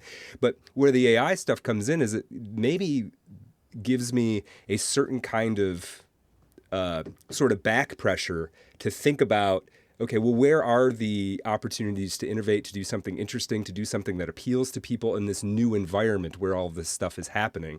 And I'm trying to get sort of almost enthusiastic about finding those opportunities now. And in a way, it's turning from my sort of, whatever, AI doomerism, as they call it, to and I've done this a number of times in my life where I spend like a year just like angrily grinding away, and then at some point I'm like, yeah, but you got to do it anyway. So let's try and be, let's try and find the sunlight in this whole situation. Yeah. I guess. Well, I had one other thing that I wanted to ask you about, and and we're kind of getting close to roughly around the time that I like to start winding these things down. I do want to ask you about Giordano Bruno. I know he's instrumental in the whole history of memory practice, but for people who don't know, I guess just to start, who is he, or who was he, I should say? So yeah, he's a rabbit hole for sure. But so Bruno was born 1548, and by 1600, February 17th, he's burning on the stake in the Camp de Fiori in Rome. And then a couple hundred years later, there's a statue of him with his back facing the Vatican. Why? Well, part of it was that he refused to recant when he felt that he had discovered mathematical principles that show that the universe is infinite, and the consequences of an infinite universe are that there are probably infinite planets with infinite gods and infinite creatures worshiping those gods. And also dancing around the idea that actually maybe we're God, like maybe there's no division between the two of us, and he's just a person who couldn't shut up. Right. Those people are always a problem, aren't they? Yeah. So they shut him up, basically. Yeah. And he also used memory techniques. And not only did he use them, but he wrote books about them. And those books, well, in a way, those books were what got him into trouble, because he had wound up in Venice, and I think he was living with the Doge. And the Doge said, teach me these techniques, and the Doge couldn't learn them, couldn't figure it out, right? So it was him who betrayed Bruno to the Inquisition. Oh, because he was he mad at his teacher? kind Yeah, of. basically. Yeah, wow. I mean, that's one conclusion of the historical documents and so forth. Yeah. And so that's a problem for the veneration of Bruno because, and I laugh at it myself because there's so many failures and mistakes that I didn't make and I never see. But it's also a problem for memory training and so forth because, if you're so smart, dude, like you memorize so much stuff, like how did you make an epic mistake like that? Like what the hell? Right. Ezra Pound again, pull down thy vanity. Right. Great line from Pound. But yeah, he was a loudmouth. He really, really didn't like some of the things that Aristotle said, and he didn't keep quiet about it. People threw rocks at him when he went to talk about his conclusions about Aristotle.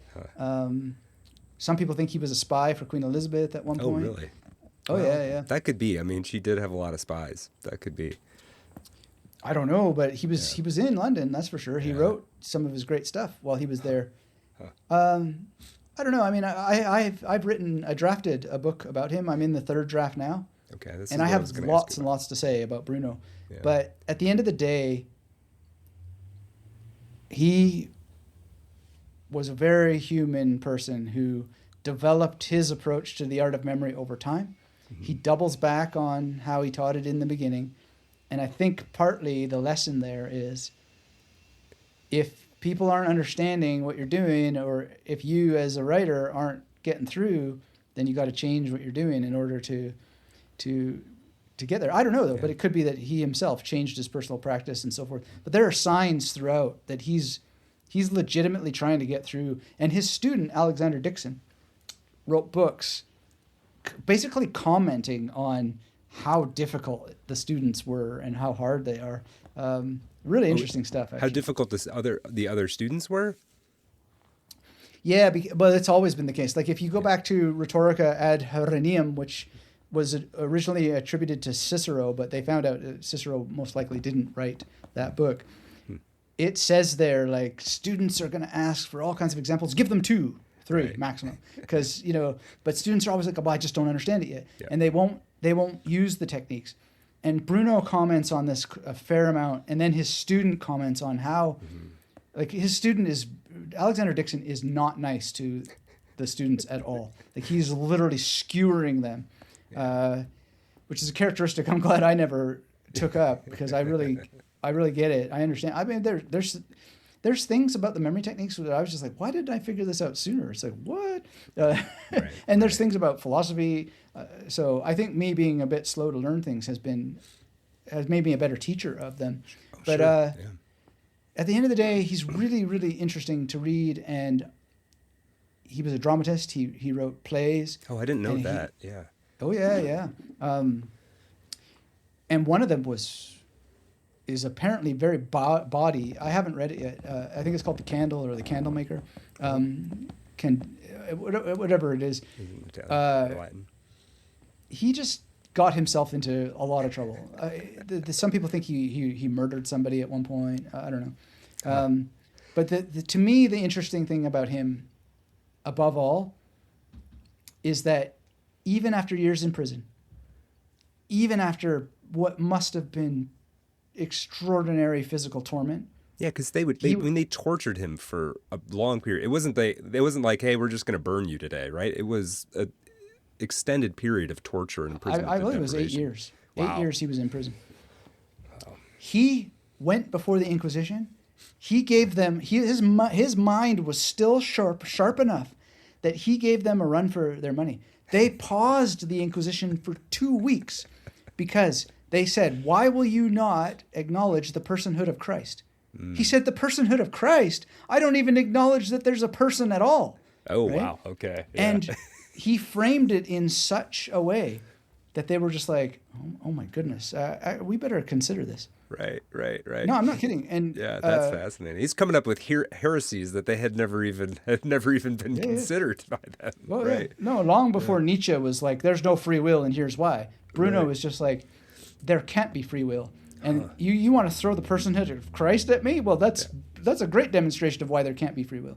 Actually, what was happening at the time is that they were having debates about Christ as a person, and they were having debates about whether Christ had free will or not. Interesting. Yeah. And also, Bruno, they did think, had maybe some attachments to England to the level of having the ear of the Queen, and they were legit worried that France and England, because he had also written a book that was what would you call it, funded by the King of England at the time.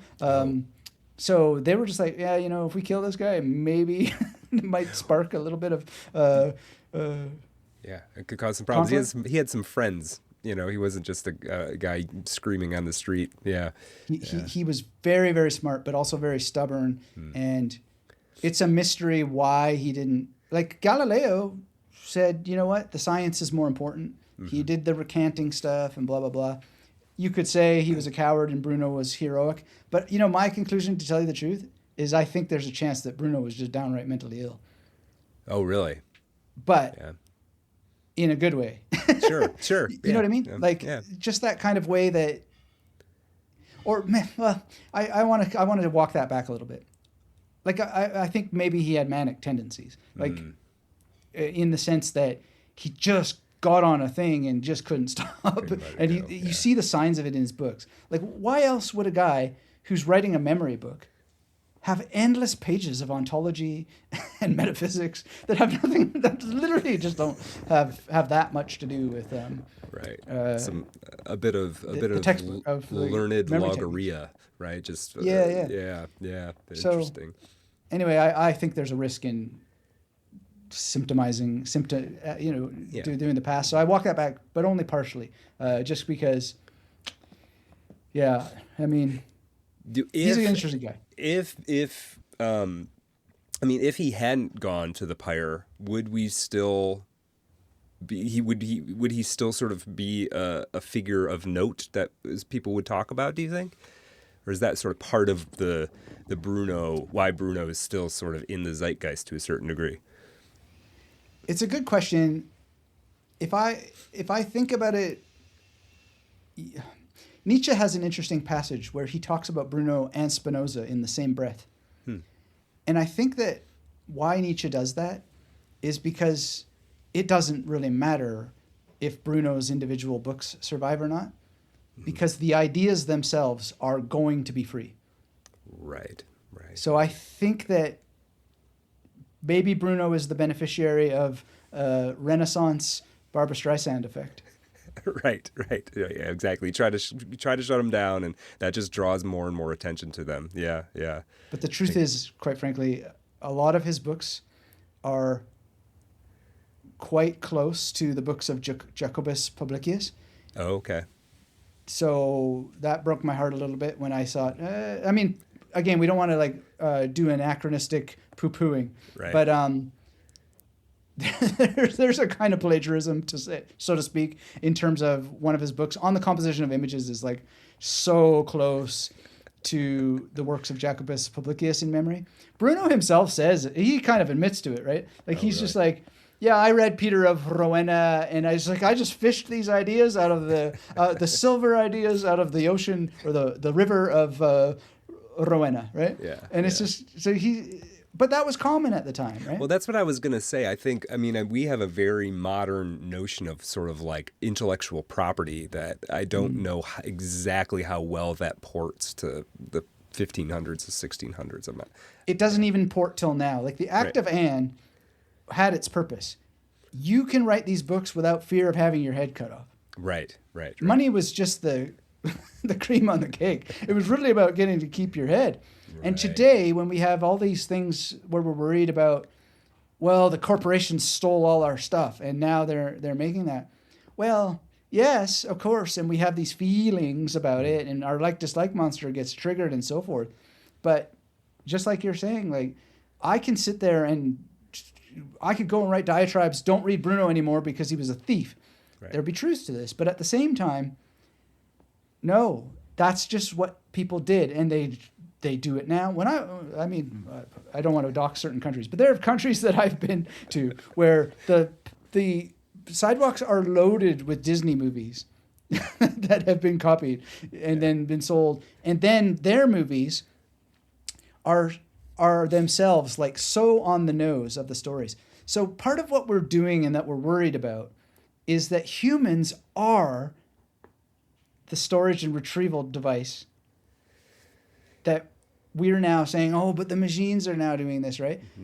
But they're doing it faster, and in some cases, maybe not better, but oh my God, like some of the quality of this, quote unquote quality, is really strange. And now there's these people who are like framing it in a certain way, like Beeple, right? Yeah. Who's, now got this thing where it's the curator that matters more than the art. But hey, I mean, that's what Nine Inch Nails is. If you do a sample analysis of Nine Inch Nails, like so many of those beats are not Trent Reznor. They're Right. Trent Reznor curating them. That's true. And now recombining them. So I think that we, like I said, we got to like stop judging like, dislike, monstering and all that sort of stuff, because Bruno did it too. And quite frankly, when I sat down to write Vitamin X and when I wrote down Flyboy, like I already said, it's just like, how much of Cronenberg's career can I crash into this whole thing? And I was just like, well, this is more crash than it is whatever. But 7, what if this takes place over 7 days? And then what if in the sequel, the memory techniques now have this? And then what if in part 3, when I make you go through the whole thing, that's essential to it? Like to me, to take credit for all that is nonsense. Mm-hmm. All I am is the storage and retrieval device in which all of this is recombining. And I don't know why I have the passion to sacrifice so much time when really, if I cared about money, I'd be just teaching study techniques to students dealing with the LSAT and the MSAT and the MCAT and all that stuff, right? Yeah. I don't know why I'm doing it. That's the great mystery. I get to be the witness of the person who's doing it. Right. So that's what I think is the future here. And speaking of Peter Greenaway, I met him once. I spent a fair amount of time with him, actually, because I was at European graduate school, and I audited one of his courses, and that's where I saw Vertical Features Remix. So part of the secret how I managed to sit through it was it would be too rude to leave, and I didn't want to. I wanted to talk with him, and I wouldn't want to No. I did enjoy that movie a great deal, and I've seen it since, and I showed it to my students since in film studies class. But Peter Greenaway told a story there, and basically he said, you want to know, and I'm paraphrasing here, and my memory might be faulty and so on, but basically he said, you want to know how I got to make all these movies? It's because Keith Cassander said, I want you to make more. How much money do you need? Oh, that much? Check, right? Wow. And Greenaway himself said it with a smile and so forth. So we're in the Renaissance, man. The Renaissance never ended, and a lot of the art that makes it to our eyes is just somebody writing a check because they liked it. Right? That's true. That's not new. And so never have we had a better opportunity. Like, I'm not going to do it myself, at least not yet. And I've thought about it a lot, just to go to Kickstarter and so forth. But man, if you've got the goods, there's nothing wrong with it. Here's Ezra Pound again. Adamo me fecit. I think it's, which of the cantos is it? It's the, it's called the Usury Canto. Everybody should read it, because it has this line, Adamo me fecit, Adam made me. And he's just this long diatribe against all the stuff that got him in trouble. He wound up in the mental hospital because of this stuff, right? But, or no, he might have written this one in the mental hospital. But anyway, the whole thing is he's just like talking about the truth. And the truth is that so much art is that somebody bankrolled it. Yes. And it's the same thing with Bruno. Yeah. And the person bankrolling it doesn't care if you plagiarize it or not. They just want it to be amazing. Right. And that's the way the world has been for a long, long time. So get yourself funded and make your art, and be scientific about it. When I did my PhD dissertation, they asked me, what's your theoretical grounding? And I said, science. Well, actually, first I said, what do you mean, like Heidegger? Yeah, right. And then they said, no, well yeah. But, what is it? What's the underpinning of your argument? I said, it's science. Not to get in a long diatribe here, but I basically said that the fans dictate the art. Ah, yes. And what happens is that people see the market, they invest in it, and you get a winner, and then they say, let's do that again, because that's working.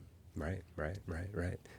Yeah, and I guess the challenge is well, not the challenge, but but that still presents a lot of opportunities, because it presents the opportunities to give people a slightly different version of what they already like. But there's also always got to be that opening to give them something that they like, but something that's not what they've seen at all, right? Or at least feels completely novel. I guess my point is there's a lot of surface area on that measurement. Yeah. I mean, I think societally I feel like we're coming gradually, and I don't know when, but I think we're coming gradually to not the end, but a left turn in the whole reboot sequel thing. I think that is like losing steam as a draw. I think that's scientifically bearing out in the sort of dollar, the profitability of this stuff, and it'll be interesting to see like what that sort of transmogrifies into, right? Yeah. What is it called? Parabellum? Yeah. Well, that's a great case study right there, right? Yeah. So it's got this unique stamp of someone who has a point of view, right? And also he has a platform behind him. Right. So in a book called The Polymath by Waqas Ahmed, he very clearly states something that's really something everybody should pay attention to. It's called the platform. Every successful polymath that we remember had a platform. So, what's his name? Vince Gilligan or something like that? Vince Gilligan, yeah. Yeah, Gilligan. I never memorized his name, but now I should. Pluribus, the show we were talking about, the show Pluribus that just came out. Yeah. But he says, "Oh, I'm not using AI and all this sort of stuff." Yeah. My answer is BS, man. You're using the intelligence of every reference you know. This is virus. This is this, that, and the other thing. And it's also all of your experience, all of which is combinatory in so many different ways, right? You're using every intelligence at your means, and then, diminishing this one little toy that has emerged, when actually the intelligence that is in there, I only saw the first episode, but it's just like, if you're going to tell me the Body Snatchers is not somehow rolling around in your head when you're doing this, come on. It definitely is. That's true. Yeah. And isn't he the guy who said, "Oh, I wanted to make Mr. Chips into Scarface or whatever"? Yes. Like, yeah. I mean, that's what we are, and so I think we are the combiners. We're the storage and retrieval devices. And Spinoza would say, and this is in Book 5 of the Ethics, you're a meat tube, and information passes through your body, right? And that information is going to carry on, and whether your stamp is on it in the future or not is irrelevant, because when data falls into formation, that's what information means. It's like in a formation. Yeah. It's going to wind up on a ledge, and you know what's on the ledge, right? And then you have wisdom. So I don't know, man. I mean, I think that people who are sitting around not seeing the fact that they're always using intelligence from other places, and it's always partly artificial. It's artificial to rent a room to practice a script, is it? No, I don't know. You have cell phones to help you move your phone? Like, come on. We got to, and all respecting, I love Breaking Bad. Actually, I thought Better Call Saul had a real sellout ending, but anyway, I know we're winding down, but at the end of the day, I think that these guys are missing the forest for the trees when they're critiquing it, and it's like the old Pascal's wager, Yeah. You're going to curse God, or you're going to wind up in the heaven, the infinite heaven of being remembered because you poo-poo the AI. No, I'm kidding. Right. I'm joking. I'm not worried. That's You're not worried why about the basilisk? Yeah. I'm not like this pro AI guy pouring libations for the internet gods to hopefully. Right. The truth is, man, when I get off this ride, good riddance. But the whole thing is, I think that we're judging too soon. So I want to see your book succeed, and I would say to you, like, man, do whatever it takes, because that cover is amazing. I don't care how that cover came, but and your previous book, House of Sleep, it's just like the first thing that I thought here was like, holy crap, this is like, why didn't DeLillo keep doing DeLillo stuff? Because it made me feel, and I was asking you ever read like Cronenberg stuff, like whatever, or watch Cronenberg movies? And it's just like, you were like, no, not really. And I'm like, I don't care. Like, it's just like, well, like, it doesn't matter. It's just so good what you're doing. So Well, thanks, man. use I every appreciate tool that. at your disposal. Oh yeah. I mean, I am. Well, that's, I'm not gonna talk about it too much, but I trust me, I learned a lot from not just writing House of Sleep, but sort of the life it had after. And I guess I'm using the sort of artificial intelligence because I really try not to make the same mistake twice. And I try to make whole new ones. so I will definitely be doing things as intelligently, I guess, as I am capable of at this point. So, But power to you, by the way. I think the choice to not use the tool is a constraint, and it's also just as valid and so forth. But I mean, literally, whatever you do, your writing is so good that Thanks, man. it deserves every advantage that it could get. That's all I'm saying. I appreciate that, man. Well, yeah, thank you. Really, like your encouragement over the last few years has been, something that's kind of helped keep me going. So I really appreciate you saying that.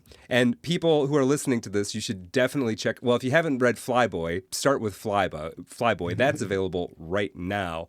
By the way, I'm totally aware that that's a stupid title, but it's a setup for the end of the series. No, I don't think it's a stupid title. Yeah, no. I always cringe when I was like, yeah. But I had to have it there for the title. No, I don't think it's a stupid title. The only titles that are stupid are titles that don't make any sense based on the content. That's my opinion on that. And it does make sense based on the content. So go check out Flyboy. Vitamin X, is it going to be available Boxing Day, or is it too premature to say? No, that's definitely the plan, although I have been thinking about it because, I'm like, oh, Bruno, he was so smart. How could he not avoid walking himself to the thing? I was like, I didn't realize that Boxing Day is not like a U.S. thing, and like most of the people who would get my stuff are in the U.S. But yeah, I think I'm still going to drop it Boxing Day. I mean, why change the plan? Yeah. All right. Boxing Day 2025. The thing about the you don't have to get into the nitty gritty. I'm not convinced. I think the way that book sales work, specifically when they come out, is only kind of marginally important. Not that it has no effect, but I think the cycle of it is over such a long period of time that was it this date or that date? I'm not 100% convinced it matters that much, but maybe. I think that if we ever do an episode about like book marketing, I think you're 100% right. Yeah. I think there's other market factors at play, part of which, again, Godspeed to you and your great writing, is just it's a principle called first to market, and then how many books do you have in your back catalog, so that when you hit those people who like your stuff, that they have more stuff to get, so that you create a snowball. And I'll resist going down that track, but I think so many great artists are just against their own progress.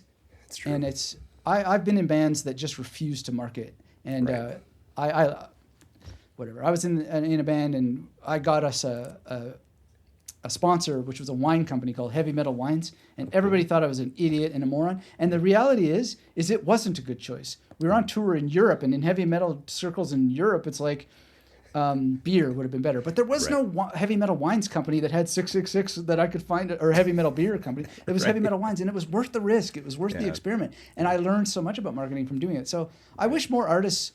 Look, David Bowie was a great marketer. Stephen King shows up for so many interviews. Yes. David Lynch sat on the side of the street with a picture of a cow saying, or with a cow and a picture of Laura Dern, and says, let me draw your attention to Laura Dern, or whatever it said, right?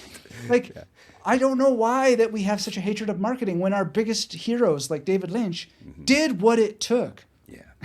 Yeah. So I think we all need to take a lesson. Yeah, I think the thing is, well, I understand part of the resistance to it, and part of the resistance to it is a enforcement of a social norm about humility. I think is part of it. Like we're not supposed to kind of come off as, and people struggle walking that line. But to me, putting a book out itself and saying I think people should read this is enough of a kind of egomaniacal thing that if I then actually try to actively sell it, it's not, if there is some line to worry about, I already crossed it by saying, I wrote a book, you should read it. so going on a dozen podcasts and doing this and that, it's all. Look at where that not I've had that too, right? Yeah. But look at where it's led us. It's led us to legacy publishers who have taken control of a zeitgeist that has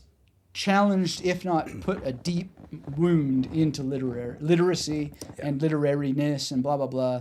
And anyway, at the end of the day, this is like dislike monster territory. I just wish that there were more writers who have your tone and your tenor, and it breaks my brain, especially when, like, whatever it is, if it's Mike Patton in music, it's like, damn, that guy, like, he does it. He makes sure to navigate the marketing part. And I guess here's my appeal to everybody, to you, to me, to everybody.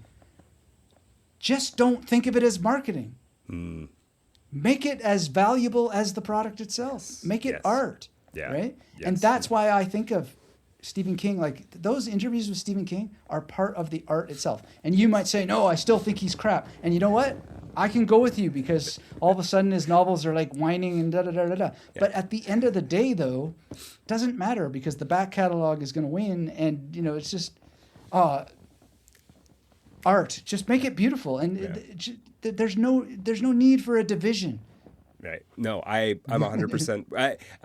I'm coming around to being in 100% agreement with you, and I'm trying to drop some of my maybe older habits. But I agree with you intellectually, and I'm working on agreeing with you functionally and operationally. And it's going to be interesting. So let's call it there. Anthony, I could talk to you for another 3 hours. I'm so glad that we did this again. It's such a pleasure to talk to you. You've always got such interesting insights, and I love the way that your brain works. For people who aren't familiar with Anthony, again, Flyboy, Vitamin X is coming out on Boxing Day, but also, if you haven't already picked it up from this conversation, he is a modern master of memory methods, and you should be, and I should be, going to him to learn how to use these things to improve our lives, and especially, and it's not simply... I say improve your lives, which you should be trying to do, but these are things that can apply in pretty much any avenue of life. I mean, as an artist, they're beneficial. If you're a lawyer, or a doctor, an engineer, whatever you're doing, the stuff that Anthony is teaching is not only well presented in an understandable way and interesting, it's actually super useful. So go out there, subscribe. Well, thank you very much, Brad. Always a pleasure. Yep, we'll talk again. Have you ever heard about Willie the Weeper? Had a job as a chimney sweeper. He had the dope habit and he had it bad. Listen while I tell you about a dream he had.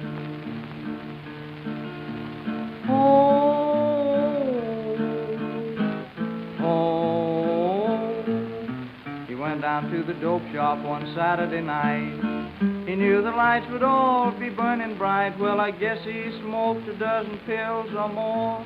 When he woke up, he was on a foreign shore.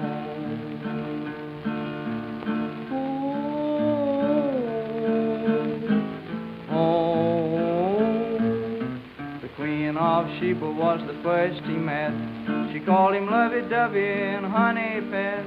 She gave him a great big automobile with a diamond headlight and a golden wheel.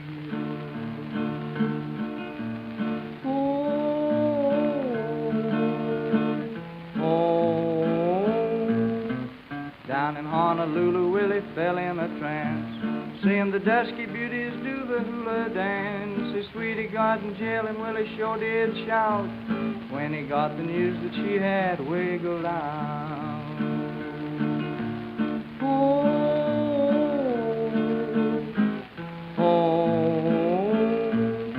He landed with a splash in the river Nile, riding on a sea-going crocodile.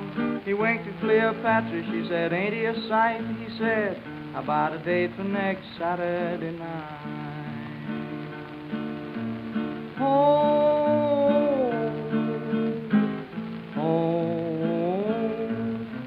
He had 1,000,000 cattle and he had 1,000,000 sheep, had 1,000,000 vessels on the ocean deep, had $1,000,000 all in nickels and dimes. Well, he knew because he counted it 1,000 times.